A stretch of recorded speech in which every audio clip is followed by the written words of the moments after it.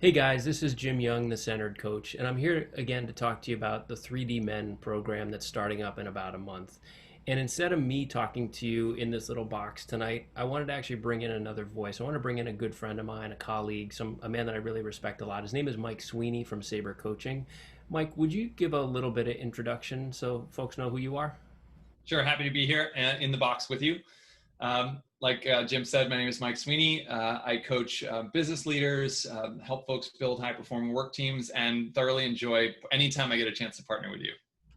Yeah, Mike and I have spent a bunch of time talking about what it's like to be a man in the modern world, and I really appreciate his perspective. He's helped me a ton, and I hope I've been able to do the same for him.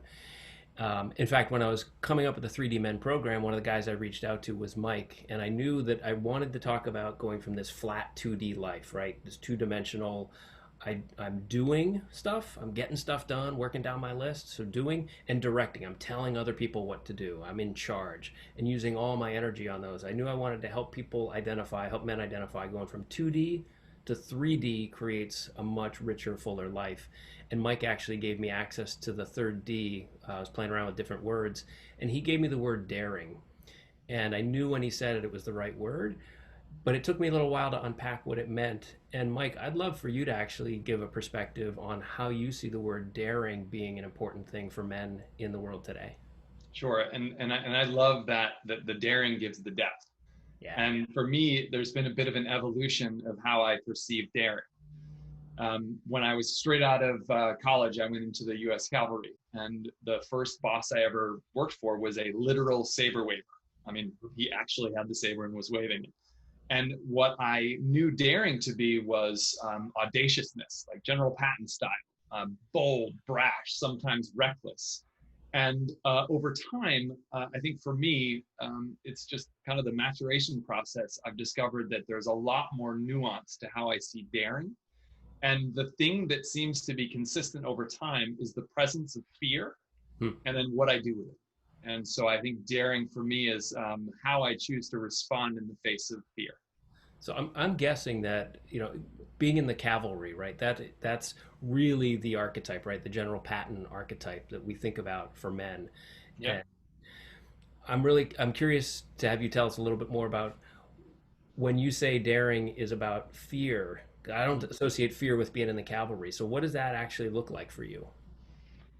Yeah, I spent a long time trying to build my skills as a leader, and early in my career, I got some feedback that I wasn't leading in a way that felt good for everybody else, and so I really had to check myself, and I started learning. And I remember reading a little bit about the difference between there's a gentleman named Jim Collins who wrote about the difference between level 4 and level 5 leaders, and he put Patton, and I thought that was the top.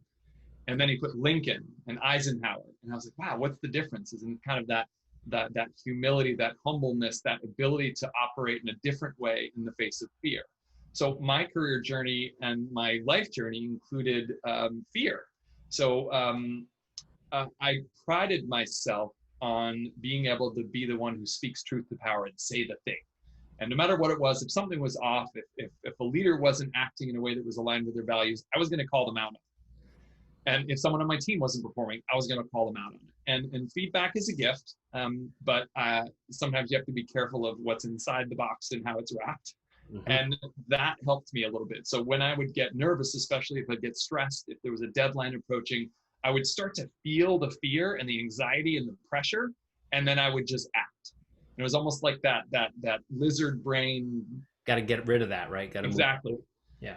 And so I started to discover, and I think this is true kind of through and post divorce as well, that I felt a lot of stress, and a lot of it for me was failure. Mm. And I had felt like, well, I have the kids in the good school, I have the white picket fence, and now I have to process these feelings of what I perceive to be failure. And I felt like the daring for me is realizing where that was showing up, taking a breath and figuring out, how do I want to act? How do I want to respond? What are my values? And the daring for me is still a response to fear, but it's more of a values-based and more conscious response to fear rather than just kind of getting mad and disengaging or biting somebody's head off. Yeah, And so to maybe me, that's been the evolution. like interruption of that fear pattern and just that natural response to say, Yeah. wait, what are my values telling me? How do I want to be now? And sometimes restraint is harder. Like when I really want to say the thing and it's so obvious, but it's not going to help the relationship. It's not going to help the long game of my career or male female relationship or with my daughters, for example. I can tell you about a specific moment if that helps. Yeah, I would love to, because a lot of this for me is about the full balance for men. It's not just about your work; it's also about what's going on when you're with your family, with your kids, outside of work.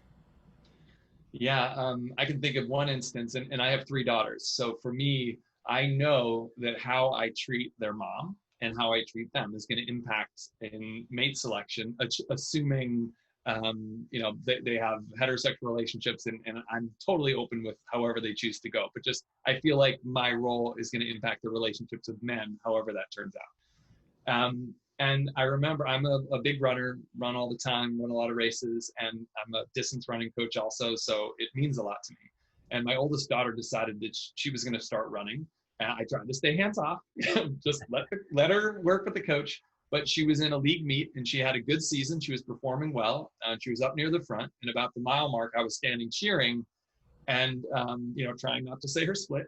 And she ducked under the rope and fell into my arms and started to cry. And the cavalryman in me and the runner in me wanted to say, get your back out on that course, Yeah, and finish the job. And she was hurt. And she's the only one that will know how it's going to feel later and what does it feel like to go under the rope. But that's a hard thing to do, to leave a race. yeah, And I remember feeling the other parents looking at me, and I remember feeling insecure and feeling this fear that, like, is there something wrong with my child? And I had all this stuff coming up for me. And meanwhile, I'm holding this, 14-year-old girl who's sobbing. mm, And the animal brain in me wanted to just push her back out there. But the how I want to be as a father faced that fear, took a breath, and said, it's okay. yeah, It's okay. And you're hurt. You don't want, just reinforced it, held her, and then did the hard work of saying, we're going to have to go to the trainer. We're going to have to go talk to your coach, and kind of helped her process that when she really felt like she couldn't face it, but just kind of helped her breathe and get through it. And I feel like that was one of the things that really, it was from some of the work that you and I were doing together when we were talking about what does it mean to be a man in the 21st century? What does it mean to be a gentle man? yeah. And I watch how you work with your family, and how fatherhood is such an important value for you. Being a great dad, I believe, was number one. That's And we right. talked about that, and I learned a lot from you, and that helped me in that moment, because the values kicked in the midst of that fear. And I thought, well, how do I want to be as a dad from some of the work that we had done? And to me, that was one of the most daring things I had done, of just didn't do the typical guy thing of saying, get back out there. And our relationship is better because of that. Yeah, I love that example, Mike. And that it's so much of why I'm doing the 3D work is it's about relationships, and it's how we show up in relationships and how we can dare ourselves to be different and not just be that one who's driving and always trying to get to this version of success that might actually detract from the ability to be happy at the same time. And, that sounds like a super successful moment as a dad, even though your daughter didn't finish the race, right? In fact, because she didn't, I think it gave you access to something amazing. Um, Thanks so much for sharing that. That's the exact kind of work that I know you've been doing. It's the kind of work that I'm always doing myself, and I want to help other guys who have a lot going on in their lives feel that compulsion to just keep charging forward when sometimes we need to dare ourselves a little bit differently. So there'll be a little bit of information on 3D Men program on the slides at the end of this. Mike's information will be on there as well if you're interested in checking out what he's doing. And I thank you for watching the video, and I hope to talk to you soon.